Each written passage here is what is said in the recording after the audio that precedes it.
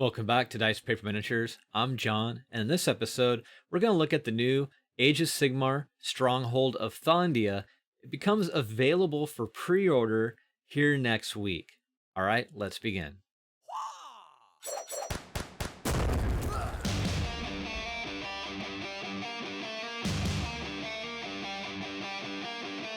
So here we are. This was actually previewed back in Adepticon 2022, just a few weeks ago. You can see that previous review, this link right over here in the corner. But yeah, so this is now available starting next Saturday for pre-order.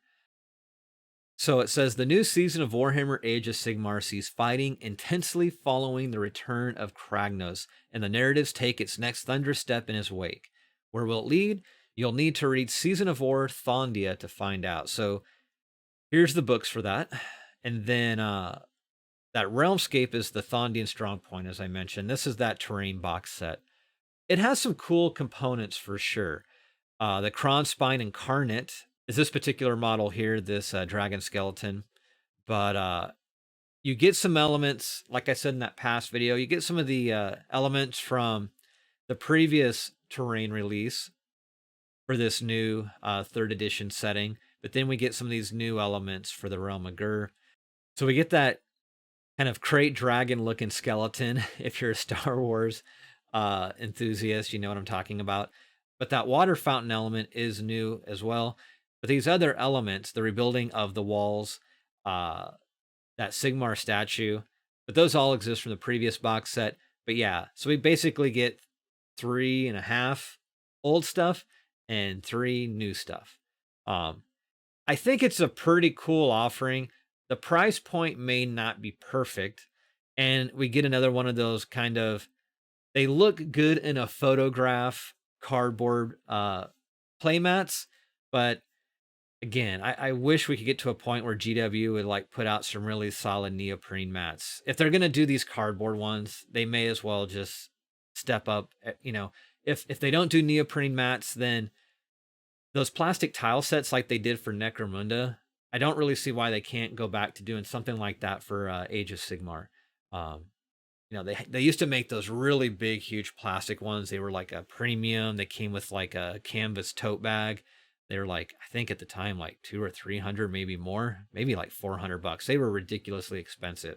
Granted, those were kind of bulky and cumbersome, but they were cool, and you could paint them to match the terrain that you also painted for your table.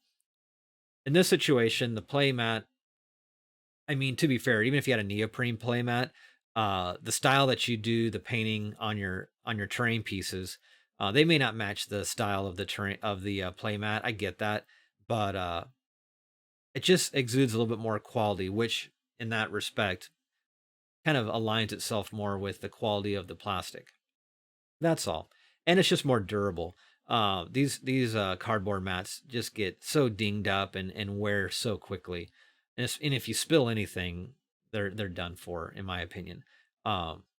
Neoprene, they're more durable. Even if you do spill stuff on it, I don't know, it doesn't seem to matter as much. But we're talking about Thondian Strongpoint. I think if you're new to Age of Sigmar, it has a lot of potential to get you started with some quality looking terrain. But again, that price point, this is where that conversation comes in. Do you go the 3D printer route, or do you just go with a box set of pre-existing terrain? Personally, I'm still on the fence. I see the merits of a 3D printer for sure, but I also look at time investment and being able just to go to my store or go online and order my product if it's within your budget.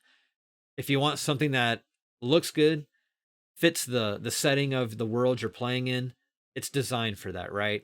And if it's within your budget, it's kind of a no-brainer.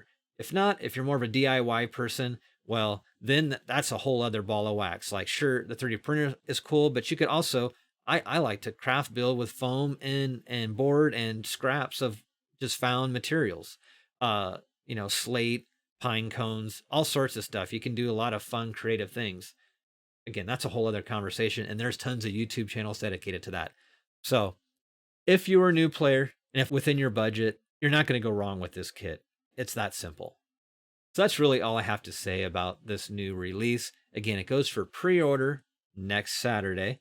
So keep that in mind. But that said, what are your thoughts? Are you digging this terrain? Or do you have reservations? I'd love to hear those comments below. And if you haven't yet, and you enjoyed this content, please consider subscribing and hitting that notification bell. It really helps with the growth of the channel, and it's greatly appreciated. All right, well, that's it for this episode. Take care, be safe, and I'll see you all again soon. Bye-bye.